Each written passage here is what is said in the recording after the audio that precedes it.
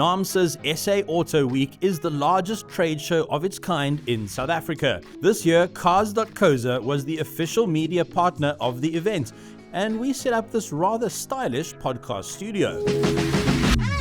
Our very own Chiro de Siena and guest journalist from CNBC Africa, Fifi Peters, played hosts and over 3 days interviewed all the key figures in South Africa's motoring industry. Currently, VW builds two cars in South Africa, that is the Polo Hatch as well as the Polo Vivo. However, earlier this year, VW announcing that it would soon be building a third car, a small SUV at its plant in Kariga. We do have Martina, Biene, Volkswagen, a chairperson as well as MD, joining us at SA Autoweek at Cars.co.za podcast. Martina, thanks so much for taking the time. Hi, Fifi, and thank you for having me. So let's talk about what you're soon to be bringing to the market, because I understand that there's a lot of mystery around it. Not a lot of people, or perhaps no one, has actually seen what it looks like as yet, because you're keeping it very close. I do understand that there has been a bit of a teaser being released in the Brazil market. But let's just talk about in terms of where the process is here in South Africa. Where is it? So nothing is going quickly and fast in the automotive industry. So we're talking about a model coming in the beginning of 2027 to our market. And we have started refurbishing in the plant. So and there will be a bigger chunk also in the plant in May next year, May 2025, where we put in the robots in the body shop, which is a major operation. But because it takes the time, sometimes we have not shown our small SUV car, which is also based on the Polo platform. Sure. We'll show something at our Volkswagen Indaba 2025, just to tease that already. It's on the 5th of February, where we all invite you to Kariga, and there we show a first camouflaged model of what is really coming to keep you excited for the next 2 years. All right, so the mystery remains for the next 2 years. But in terms of who gets it first, South Africa or Brazil? Brazil is the lead plant, sure. But Brazil is also left-hand drive. So Brazil will launch over the course of the next year, I think end of next year, if I'm not mistaken. And then comes us, and we're doing the right-hand drive development and Africanize it a bit, because it's not a one-on-one copy, of course. Oh, right. And then it's us. I mean, we're talking about something new right now that will be brought to market by VW. But of course, the SA Auto Week is about reflecting on the future trends, but also about reflecting on the past. And perhaps I can just actually ask you, in terms of your impressions of SA Auto Week so far, and this theme of the rich legacy of South Africa's car market, what has that meant for you? I mean, actually, we are celebrating this year centenary 100 years of automotive industry in South Africa, which is also a big theme of the Auto Week, and which was a big topic yesterday with all of us manufacturers who are still in the country, presenting on the history. We have been here, Volkswagen, we have been here for 73 years. And we are very proud. We've always been in the Eastern Cape. We've always been in lovely Kariga, not relocated, not done anything else. And I had a bit of a presentation yesterday, like down the memory lane of Volkswagen, and mainly what.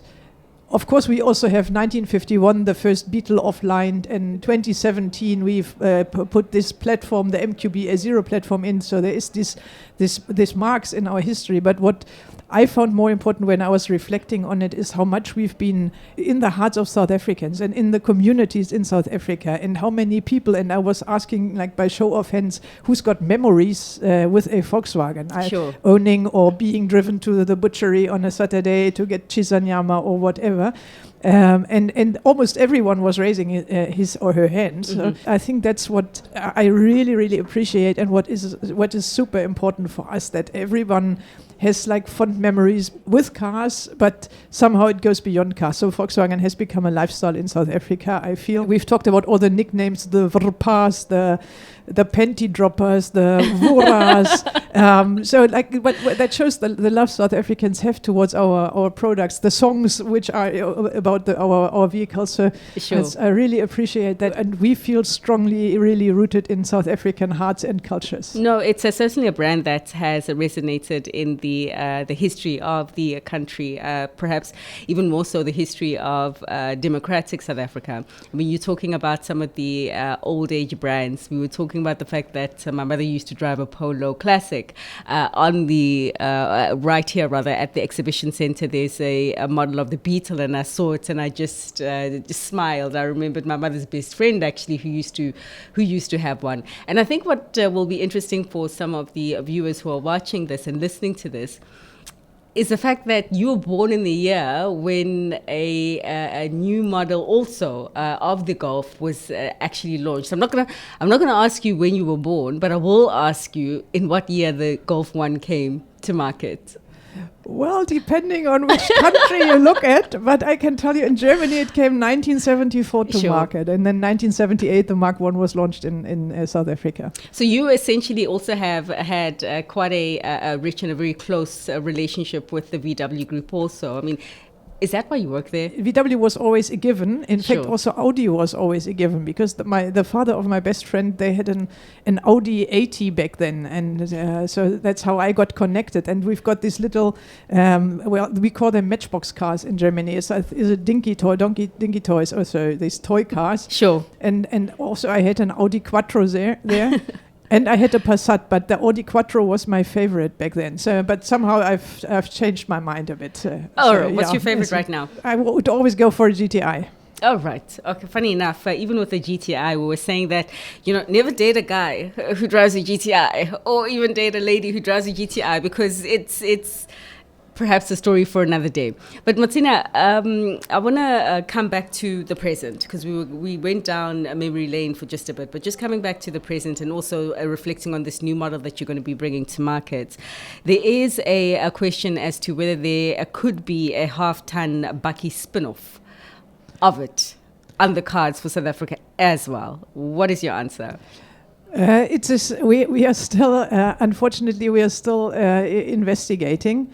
So it was quite close that there would have been a model derived out of that car which we are bringing now, the A0 entry SUV, which would be quite similar. Talks were up to B pillar with, and we could derive a bakkie out of that. Unfortunately, our sister plant Brazil has a bit changed their mind on how they do it. So, we are still rethinking. But as a matter of fact, we are looking for a car, and that can be a half-ton bakkie. And I need a lot of listeners to vote for it. We are looking for a car which we can sell approximately 50,000 times per year in Africa. And then we've got the right car for Africa. And if this is a half-ton bakkie, please let me know. Please send us your orders that we know already how much we can sell, and then it's something which we can progress. So it's not decided, but it's also kind of it became a bit more unlikely in the product space currently. The Polo hatchback, now being built exclusively in the Gariga plant, as has been mentioned, was, I'm told, facing a bit of an uncertain future, just given the new regulations that had come on board from Europe. And it seems like there has been a little bit of a relief in terms of those regulations now being adjusted in terms of the new date. But then what does that mean essentially for the future of the export line of that particular car? Now, as much as of course also as a representative of Volkswagen globally, as much as I am wanting that battery electric vehicle endeavor which Europe undergoes, as much as I want that to succeed, also with regards to the climate, the speed in which Europe is moving towards battery electric vehicles only did slow down, and also the in between regulations of Euro 7 and what exactly needs to be achieved until 2035, when that is still the deadline for internal combustion engine vehicles in Europe. So with this slowed down, that is a huge opportunity for us and the Polo, because now we can sell the Polo for longer. And there's also more demand on the combustion engine side than Europe initially wished it would. I think, which is also good for us, and which gives us time and me time to work on the African market, because we see our midterm future in Africa, and I'm also glad that this is coming through with also a lot of other manufacturers now during this Autoweek in the discussions that many of us see. Okay, let's use the opportunities of the Continental Free Trade Agreement coming. Let's use the opportunities of us being here in Africa already to really grow the African market, to encourage intra-Africa trade, to contribute to the industrialization in the automotive space in Africa. So with a bit more time to export to Europe, the Polo, which we are very proud of, that gives us also a huge push into Africa. So the market opportunity is quite sizable in the rest of the continent, is what you're saying? It is so obvious, and I was listening to Lee Nike this morning saying it is not a question whether it happens, but only when. And how long it takes to get there. It's mainly policies which need to come in place. So we'll need to get the automotive chapter of the African Continental Free Trade Agreement agreed amongst all countries, saying there's not so much we can do about it as an industry, but as the secretariat and as the countries. Mm-hmm. And then we need automotive policies, mainly addressing, and that also refers to the conversation we had earlier on, mainly addressing new car demand, increased new car demand, and what do you do with all these dumped used cars in African countries? Because that's the competition. Do I trade and do I import used cars from somewhere, or do I want to industrialize? One more question for now, perhaps, on the Polo Vivo and its future. Remaining right now the best selling passenger car vehicle in this country. But in terms of what the future does hold, do you have plans for a next generation, a version of it based on the 6th generation of the Polo hatch, as has historically been the case? Or are you thinking of taking a little bit of a different approach when it comes to the Polo Vivo? So we've just launched the facelift of the Polo Vivo, like really in 1 month ago, and we are very proud of that because it's proudly South African engineered as well. So it's not a carryover from elsewhere. So facelift just came into the market with some major changes on the infotainment, for example, for the younger people, and we'll continue with our star a bit for longer. I was yesterday joking the City Golf was running for 25 years, so that gives the Vivo a bit more time to still continue. That long, incredible. But on a serious note, probably the Vivo would be quite close to that new small SUV which we are launching in 2027. To have too many cars in the hatchback small SUV space is probably they're all competing for the same customers, and probably the trend is going more towards SUV than it remains with hatch for like really then the next 15 years or so. I think what the Vivo does well is address the topic of affordability. So what we are looking into is like really how can we have affordable cars also in the future, and how can we get more African cars, more suited for the African environment, and that talks also again to affordability, to road conditions, to design, to whatever. I would not call it then a Vivo successor, but definitely this is something which we want to address with our future cars built in South Africa and elsewhere in Africa. In terms of affordability, I do know that a number of businesses have been hard hit at the cost line by the erratic power cuts that South Africa had experienced in the recent while. But I'm also told that we're now 200 days without those power cuts that we call load shedding here in this country. I do know that it was a big expense bill for the VW group. But what is the situation looking like right now? Have you seen a bit of relief? Yes, so we are very happy that there wasn't load shedding for 200 days. We still have no guarantee, and that was the point of criticism, that the manufacturers in the Eastern Cape, or specifically in Nelson Mandela Bay, which is Isuzu and us, and the Ford engine plant, we are not exempted in case of load shedding. So it's good that it wasn't there for 200 days. Probably it's fixed forever, but what I would need is, in case it ever comes back, I'll need a guarantee that I'm exempted. We are targeting all-time high production record this year, which is a good story for South Africa.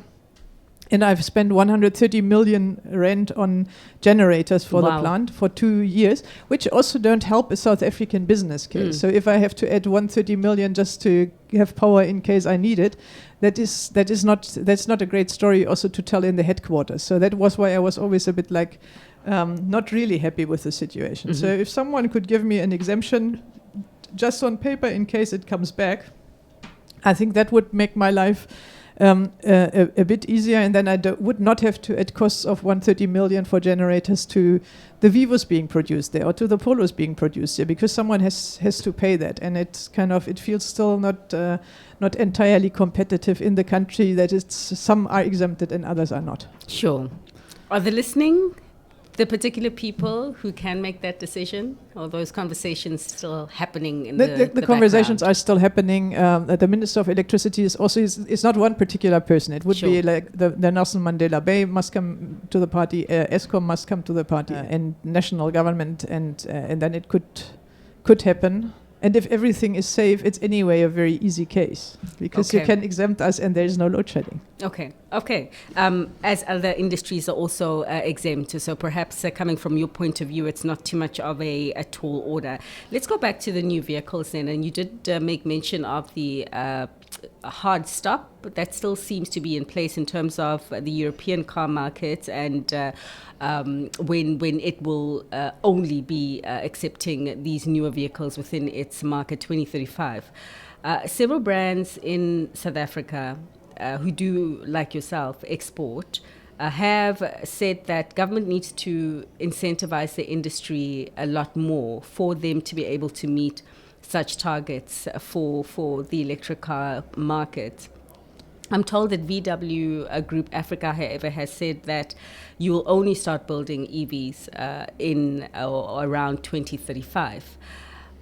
Can you talk to us about that strategy and the reasoning behind it?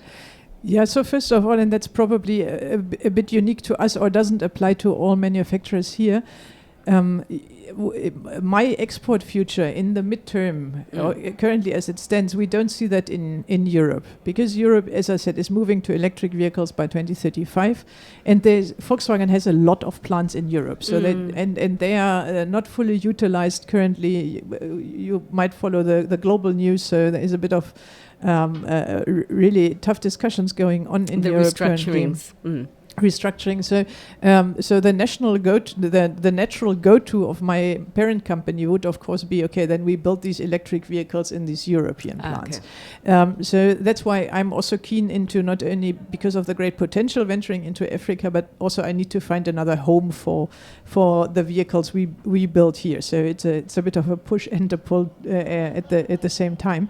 Nevertheless, even if Europe changes their mind and the parent company changes the mind and looks to South Africa, there is we've always been also relying on a strong domestic market. Like our currently like 30% of our volume is in the domestic market, 70% is export, more or less, and we are nowhere near any of being able to deploy 30% of an electric vehicle in the South African market, because there is now, with the white paper published, there is some subsidies on manufacturing, but there is no subsidy on like increasing the demand on the domestic market.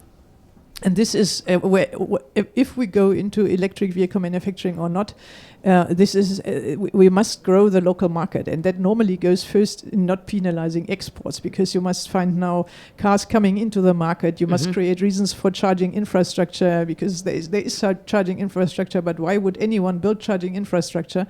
Last year was 934 fully electric vehicles registered in South Africa. That's nothing from all of us, from all manufacturers or importers.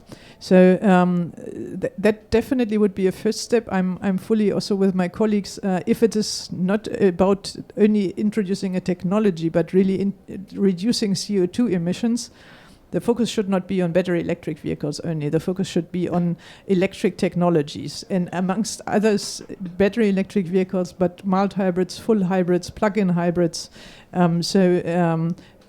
To grow this, and probably our future is rather in the hybrid space in South Africa and Africa with much more effectiveness and efficiency than us moving into us, meaning the country or the continent moving into battery electric vehicles soon. Okay, so essentially, is that what you're saying could help with adoption from customers here in South Africa, just focusing on perhaps introducing some form of subsidy or incentive for the motorist, but also on broadening the scope? Or would you add others to that mix in helping to increase the adoption of EVs and hybrids here? Yes, so all these hybrid technologies in battery electric vehicles, they are far more expensive than combustion engines currently. So, and there's affordability constraints anyway already in South Africa on combustion engines. So if we jointly want to push these new technologies, we'll somehow need to help the customers and also us to introduce these technologies in a broader scale than we can do currently. In terms of the pricing, the industry and your colleagues that we've been speaking to have been talking about the increase of competition. And I mean, on the passenger side of the equation, one has to ask whether you're feeling it as much, just given the fact that you continue to be one of the leading car sellers in the passenger side. But I can't not ask you about the competition, particularly from the Asian players in the market. Do they keep you up at night? So competition per se, I find is a good thing. And also that kind of evolves technology and it's also a bit fun in the industry, no matter from where they come. What is concerning, or when it becomes concerning, is if the local manufacturers are for some reason not able to meet price points import competition can. And it's, I think, not because we are earning a hell of a lot of money, but for example, my 130 million, I'll have to invest into generators. Sure. As an example, or a very low volume base still manufacturing in South Africa, which makes it very difficult for our suppliers. We don't have the economies of scale which you would normally need in our industry to really also, like parts pricing, bring the prices down. So now you've got some of us invested into South Africa, invested into skills in South Africa, creating employment in South Africa, renting generators because there is not consistent power. And with all of that, which we like, you're not able to compete.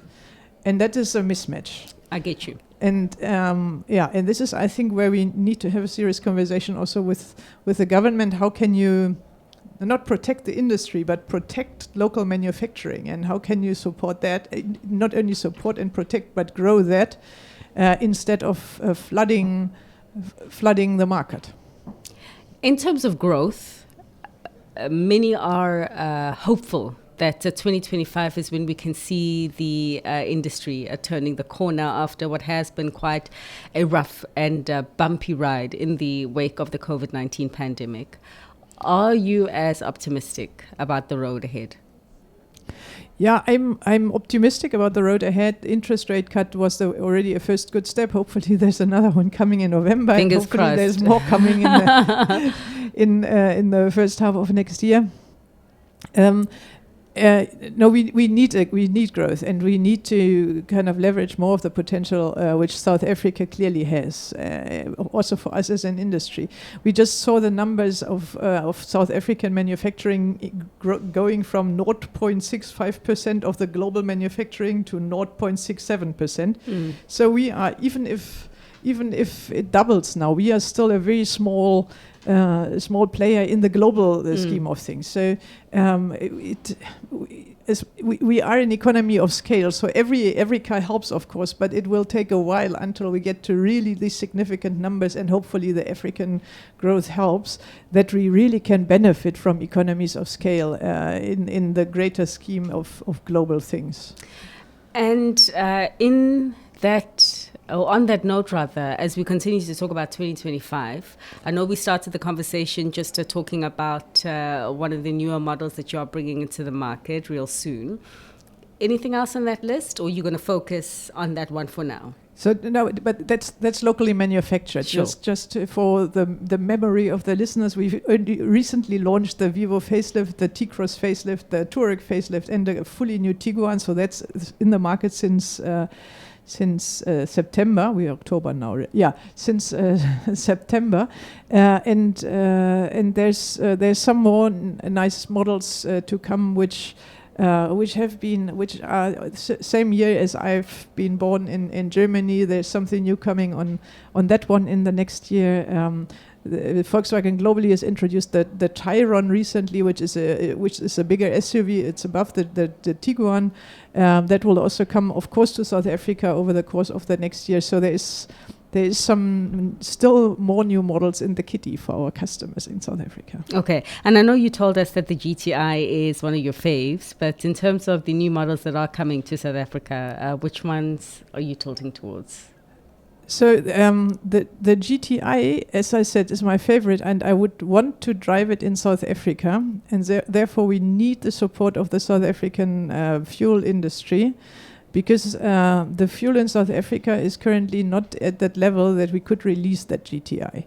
But a lot of work has been done. There was a panel prior to lunch exactly talking about the fuel quality in South Africa, introduction of Clean Fuel 2, but probably already, which is then scheduled for 27. But some major improvements earlier already in the field, and we've got the commitments of some of the oil industry. So my team is almost waiting to test the fuel beginning of 2025 to make my dream happen, to drive the new GTI in South Africa. Okay, so we'll be watching out for those developments, and hopefully your team will get it right, or get their way with the fuel industry. But Martina, we'll leave it there for now. Thank you so much for joining the Cars.co.za podcast. Yeah, thank you for having me. Think of a car, any car. Yes, Cars.co.za. Let's find what moves you.